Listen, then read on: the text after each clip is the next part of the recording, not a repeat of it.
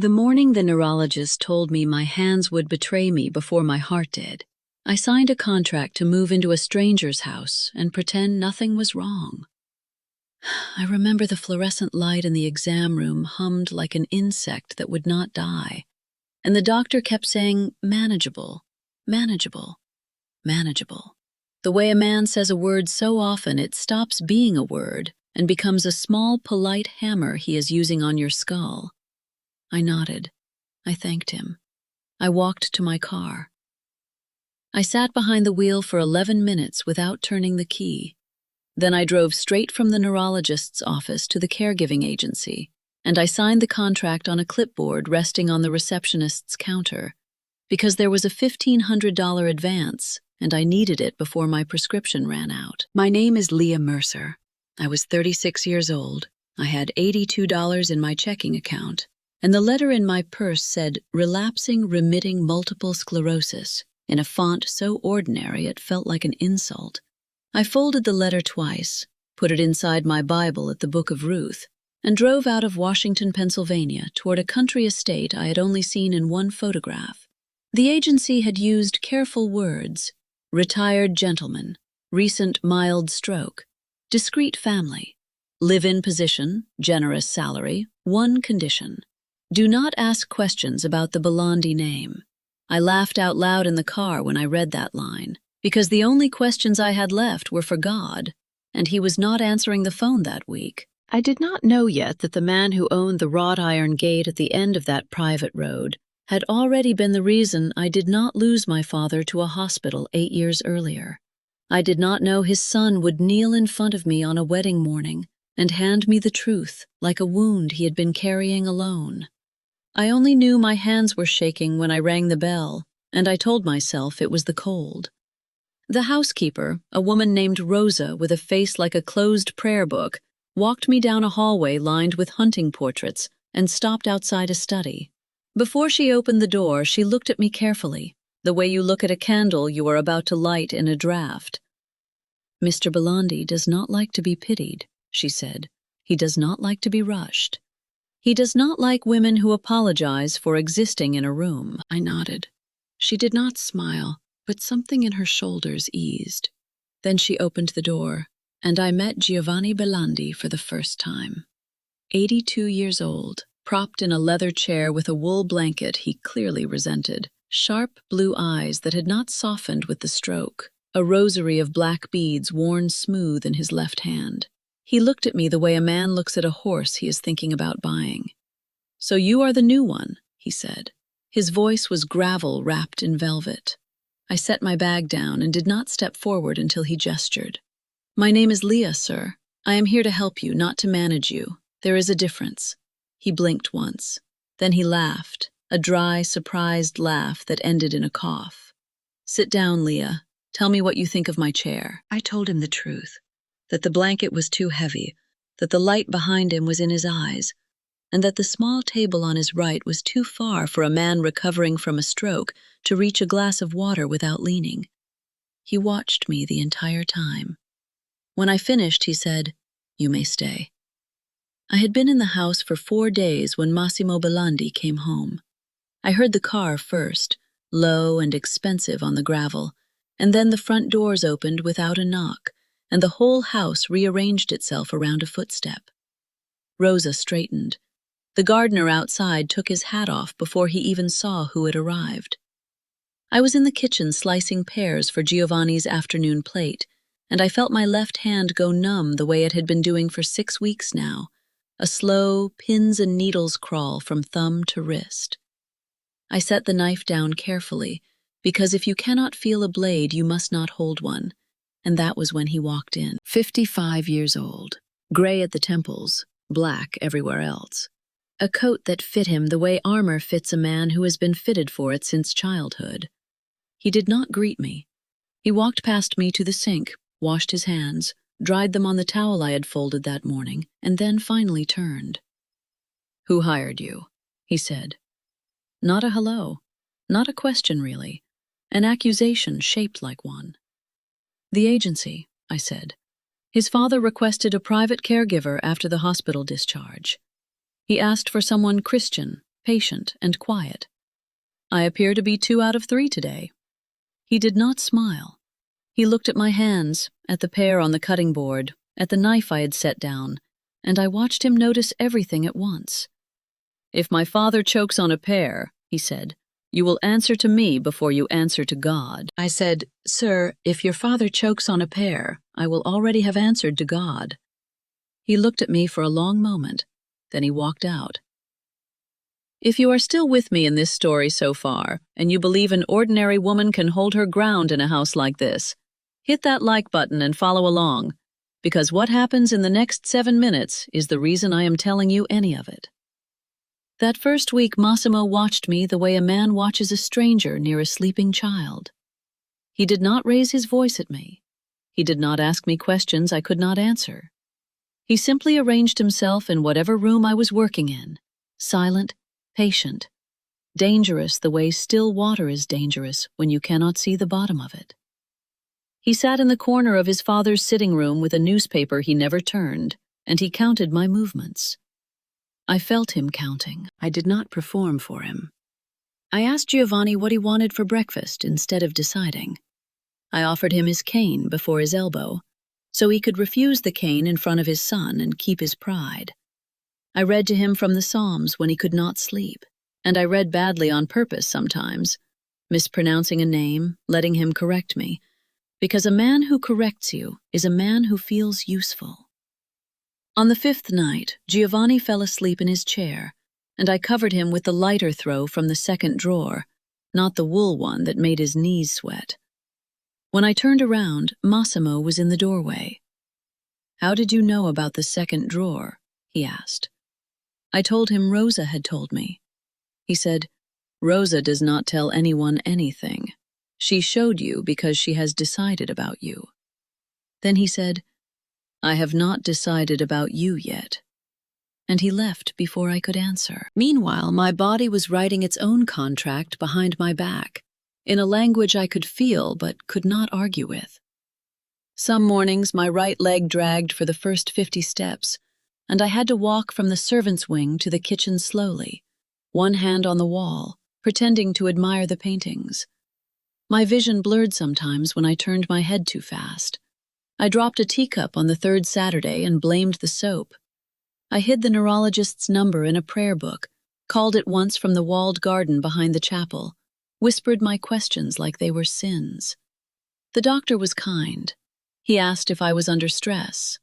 I laughed. He said, "Leah, you must tell your employer." I said, "I will." I did not. I could not. My father had died at home in a bed I had rented with money that arrived from nowhere, and I had promised myself over his body that I would spend the rest of my life being useful to someone else's father. If I said the word illness out loud in that house, they would send me away kindly, and I would go back to a room above a laundromat, and I would stop being the person my father had died believing I was. So I stayed quiet. I ate more slowly. I planned my routes through the house to include chairs. I told nobody, but Massimo saw. I know now that he saw before I understood he was looking. Small things began to appear in the house without explanation. A wooden bench along the long corridor to Giovanni's bedroom, where there had only been portraits before. A second banister on the servants' stairs, on the side I favored. Lighter doors on the pantry, re-hung so I did not have to pull. My schedule adjusted itself so I no longer had to walk the length of the West Wing twice before noon. When I asked Rosa about the bench, she said, "Mr. Massimo said his father needs to rest more often between rooms." When I asked about the banister, she said, "Mr. Massimo said the old wood was rotting." When I asked about the pantry door, she looked at me with something almost like pity and said, "Mr. Massimo says a lot of things, Leah." I did not put it together, not at first, though the pieces were being laid at my feet like coins from a purse I could not see the bottom of. I thought Giovanni was quietly ordering these small mercies, that some old Don's tenderness was leaking through the routines of his house. I thanked Giovanni once, and he only smiled and said, "In this family, we do not always name the hand that feeds us." Look at the bread anyway. I began to see Massimo differently the afternoon a stable boy dropped a crate of glass jars in the courtyard and cut his palm open. The boy was maybe 17 years old, thin, Croatian, hired only 2 months earlier because his uncle worked in the kennels. I was crossing with a tray of Giovanni's tea, and I saw the boy freeze, waiting to be shouted at. Massimo was 3 steps behind me. He walked past me, knelt in the gravel in a coat that cost more than my rent for a year, took the boy's hand in both of his, wrapped it in his own handkerchief, and said, "You are not in trouble. You are hurt. There is a difference." Then he called for the doctor by name, not by title, and stood in the courtyard until the boy was seen. That night I watched him carry an injured barn cat inside himself, wrapped in his suit jacket, and set it in a basket near the kitchen stove, where Rosa hissed at him and then found milk. I remember thinking, this is not the man his name is famous for. And then I remembered that a name is only the loudest thing about a person, never the truest. I began to watch him with different eyes after that. Not softer eyes, clearer ones. I watched him carry his father up the front 3 steps one Sunday morning when Giovanni's cane had failed him on wet stone. He did not lift him like a burden. He lifted him like a book he was afraid of creasing. I watched him send the young cook home 2 hours early on a Wednesday because her toddler had a fever, and I watched him do it without letting her thank him, waving her out the back door as though she were annoying him. Annoyance is a kindness some men use when they do not know how to be tender in front of witnesses. I began to keep a second, smaller list in the back of the notebook where I tracked my legs. It was a list of the small mercies of Massimo Belandi. By the end of my first month, I had counted 31 of them, and I had stopped pretending the list did not exist. We began to talk. Not conversations at first, fragments. He would ask me the name of a psalm the way another man asks the time, without lifting his eyes from what he was doing. He would come to the kitchen at odd hours and sit at the far end of the table while I made his father's soft food. He would ask about the psalm I had read that morning. He would tell me, without meaning to, small pieces of his own life. His wife had died 13 years ago, cancer. He had bathed her himself in the last weeks because she was ashamed of the nurses. He had learned to braid hair because chemotherapy made her scalp tender and only slow hands did not hurt. He did not say any of this to move me. He said it the way a man tells you the weather, because you happened to be in the room when he remembers it. One night he asked me if I believed God gave people illnesses to teach them something. I said, no. I believe illnesses happen, and God teaches us inside them, because he refuses to waste our pain. He was quiet for a long time. Then he said, "That is a better answer than my priest gave me." Then he left. I stood by the sink with a dish towel in my hand and understood, in the dark, that I was in trouble. The old prayer card came back to me on a rainy Thursday night in October, when Giovanni asked me to bring him his study Bible from the shelf beside the fireplace. I opened the front cover to check the ribbon, and a small holy card slid halfway out. Saint Camillus, patron of the sick and the dying, holding a red cross over a bed. The prayer on the back began, "For those who keep watch beside the ones they love, may their hands be steady and their names remain hidden." I stopped breathing. 8 years earlier, on the worst night of my life, an envelope had arrived at my father's care agency addressed to me. Inside was enough money to keep him at home for the last 5 months of his cancer, and a card. The same saint, the same red cross, the same line, word for word, about hands being steady and names remaining hidden. I had prayed over that card until the ink smudged. I had never known who sent it. I sat in Giovanni's study for a full minute with a stranger's Bible open on my knees, and I did not know whether I was looking at a coincidence or an answer.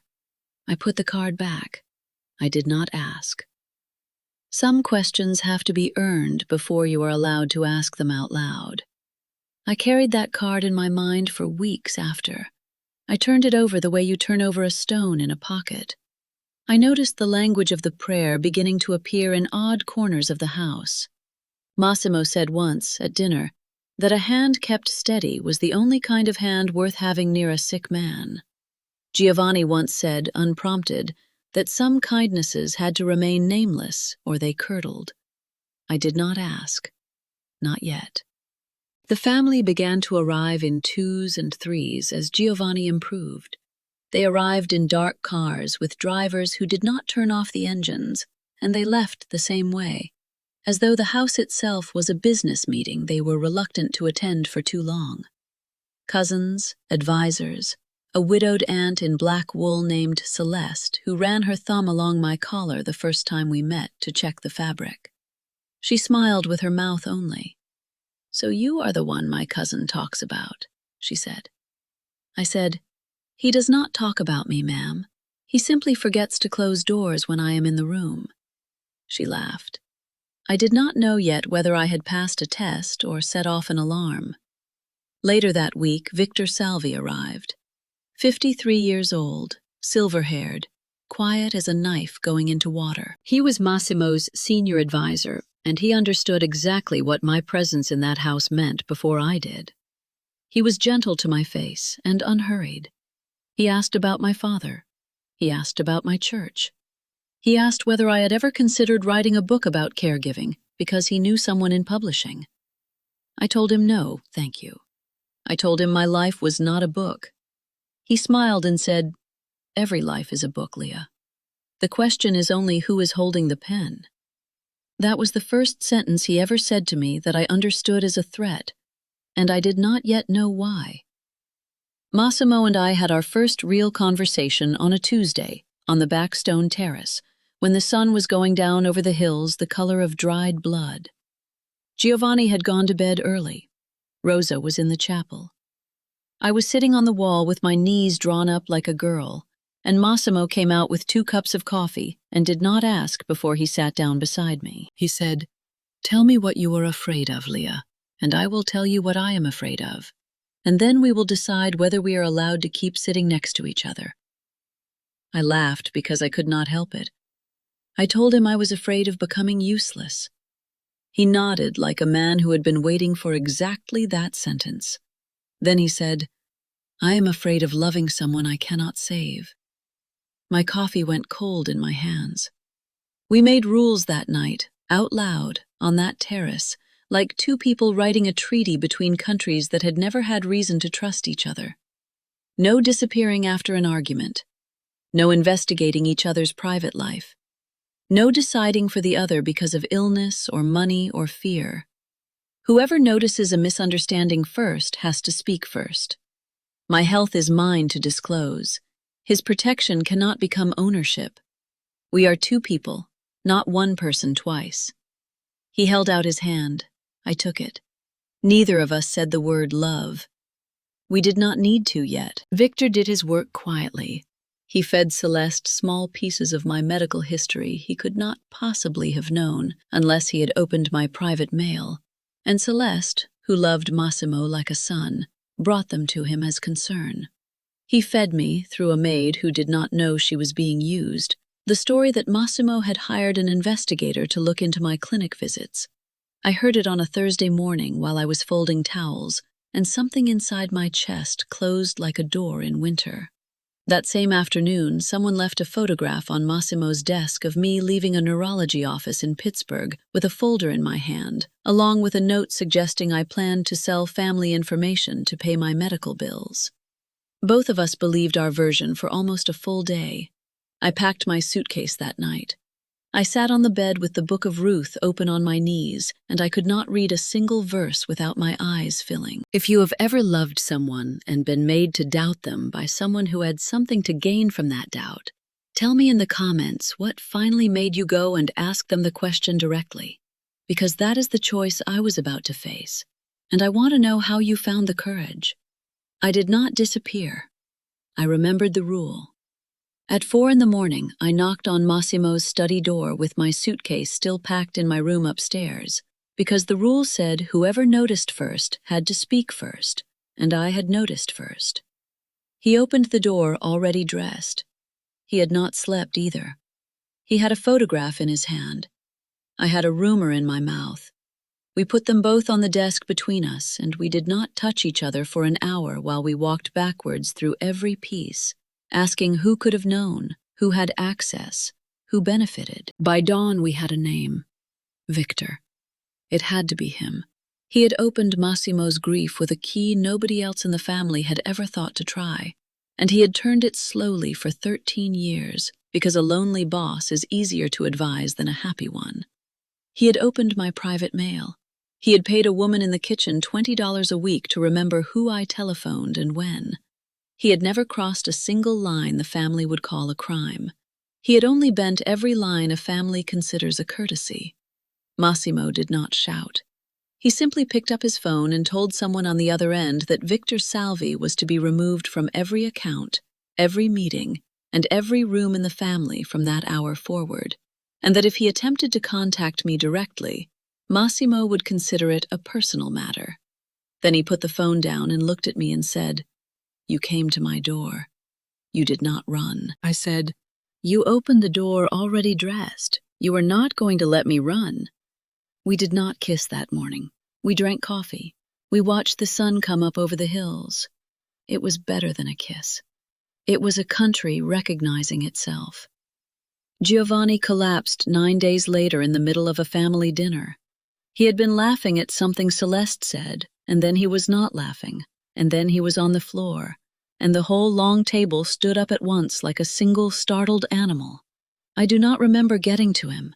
I remember his pulse under my fingers, thready and slow, and the pattern of the rug, some dark red thing older than my grandmother, digging into my knees while I counted his breaths against the second hand of my own wristwatch. I remember shouting for aspirin, for the ambulance, for someone to bring the oxygen from the hall closet where I had put it 3 weeks earlier because I had known this day was coming.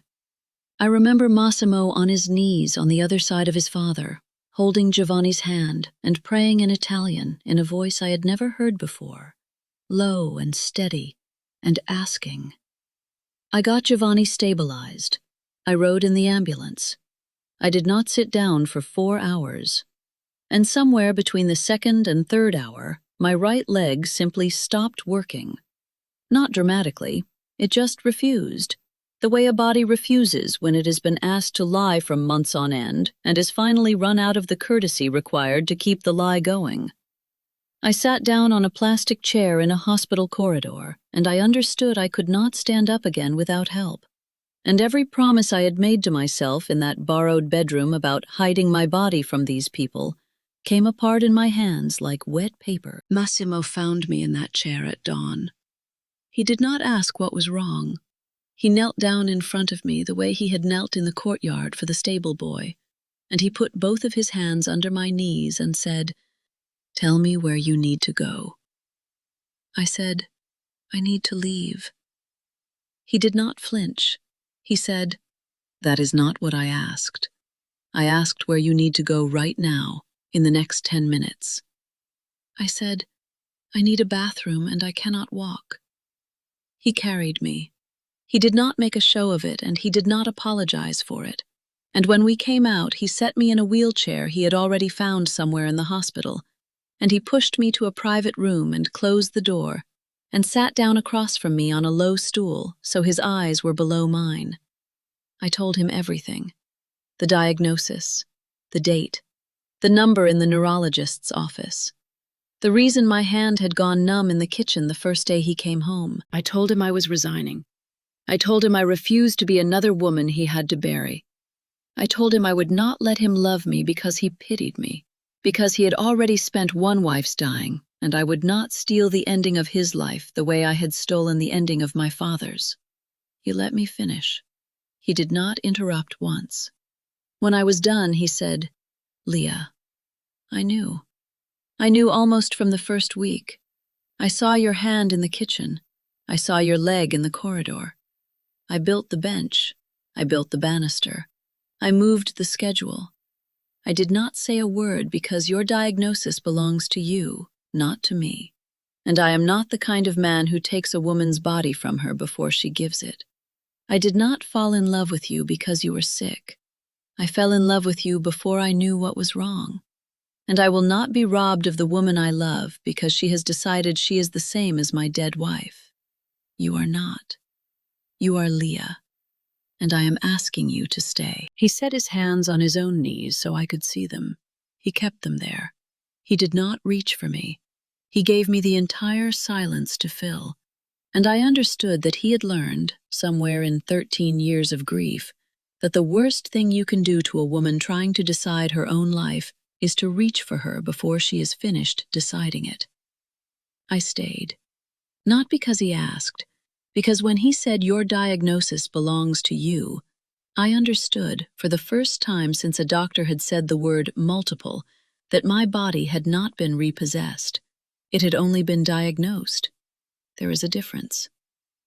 Giovanni came home 2 weeks later, thinner, slower, sharper in the eyes than ever. He took one look at me sitting in an armchair with a cane beside me and said, "Well, it is about time that stopped being a secret in my house." He waved at the cane. "Bring it here." I brought it. He examined it like a piece of furniture he was thinking of buying, and then handed it back and said, "Acceptable. Sit with me." So I sat with him. I told him everything I had told his son. He listened the way old men listen when they have already forgiven you for something you have not confessed yet. When I was done, he said only, "Leah, my child, in this house we do not hide our wounds from each other. We hide them from strangers. You have not been a stranger for a long time." I did not stop working. I would not. But I stopped hiding. I began proper treatment in Pittsburgh.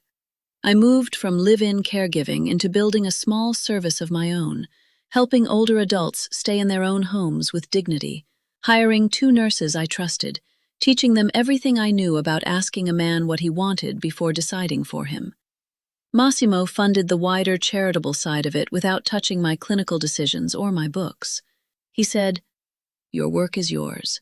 My money is not a leash." Celeste came to my office one afternoon with a plant and a very small apology. She said, "I was wrong about you. I mistook softness for weakness. They are not the same thing in you." I planted her gift on my windowsill, and she called me once a week after that, until she did not need a reason. Victor was gone. He sent one letter. Massimo burned it in the fireplace without reading it, and did not mention it again. Some doors, once closed, are meant to stay closed. In the months between the hospital and the wedding, I learned that a body which betrays you is not the same as a life that is ended. I learned to accept a cane on my worst days and to leave it in the closet on my best. I learned to say the word MS out loud in front of strangers without lowering my voice, because lowering your voice teaches other people to lower theirs, and I did not want to build a life on whispers. I learned to let Massimo drive me to my infusions, and to let him sit in the waiting room with a book he did not read. And I learned to stop apologizing every time he did. He said once, "Leah, if you apologize to me for needing me one more time, I'm going to start apologizing every time I need you, and neither of us will get out of this room." I stopped apologizing that afternoon. He never had to make good on the threat. I learned other things, too. I learned that Giovanni preferred his morning coffee at exactly 9 minutes past 7, and that he wanted his newspaper folded backwards so he could read the obituaries first and the front page last, because he said the front page was mostly liars and the obituaries were mostly finished with lying. I learned that Rosa had lost a daughter to leukemia 20 years earlier, and that she had begun to touch my shoulder in passing after my diagnosis came out, the way a woman touches something she has decided to keep safe without asking permission from anyone about it. I learned that Massimo did not sleep well, and that on the nights he did not sleep, he sat in the kitchen with a cup of coffee going cold in front of him, and that if I came downstairs, he did not pretend to be surprised. He simply pushed the second cup across the table toward me, already poured, as though he had been waiting to see whether I would come. We were married in the small stone church where I had prayed alone for years, in the middle of an ordinary Saturday morning in April, with fewer than 40 people in the pews. The bells were not new. The organ was tuned by an old man who had also tuned it for my parents' wedding 40 years before. Rosa cried before the ceremony began and pretended to be angry about it.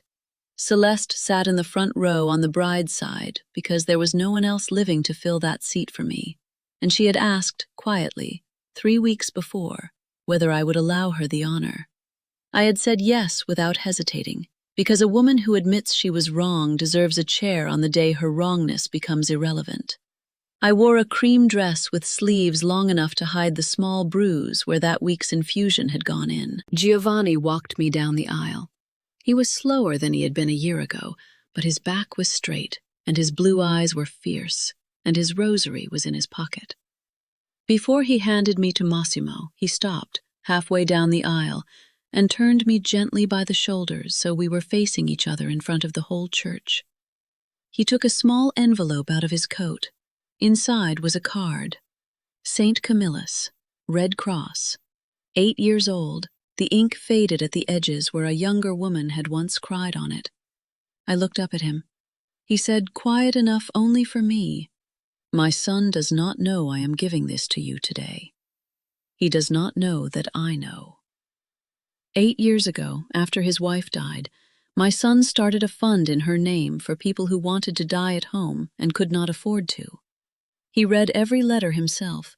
He never met the people he helped.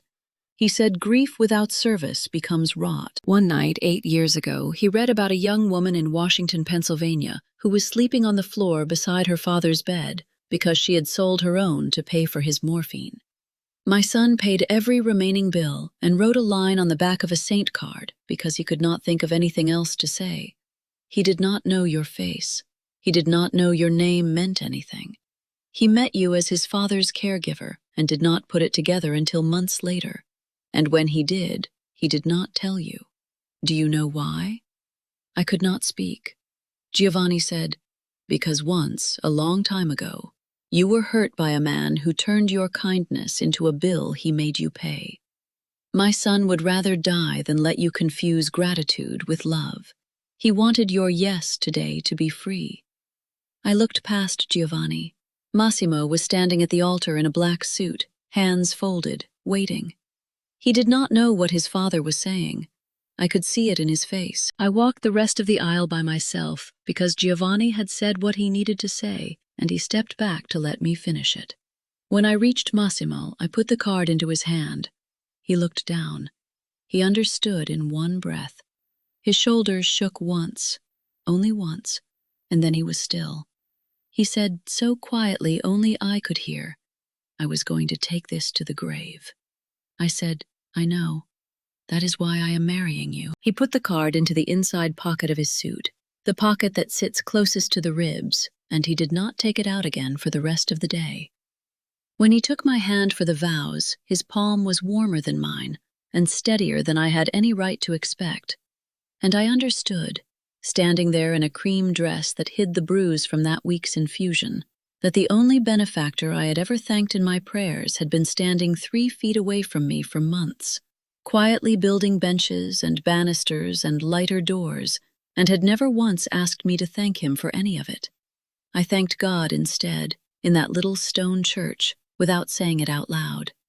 I have thanked him that way every morning since. We did not have a fairy tale ending. My MS did not disappear that day. Massimo did not stop missing his first wife. Giovanni did not become a young man again. Celeste did not become sentimental. Rosa did not smile more than she had before, and the world outside the stone church did not stop being what the Belandi name meant to it. What changed was smaller than any of that, and larger than all of it. I stopped waking up alone.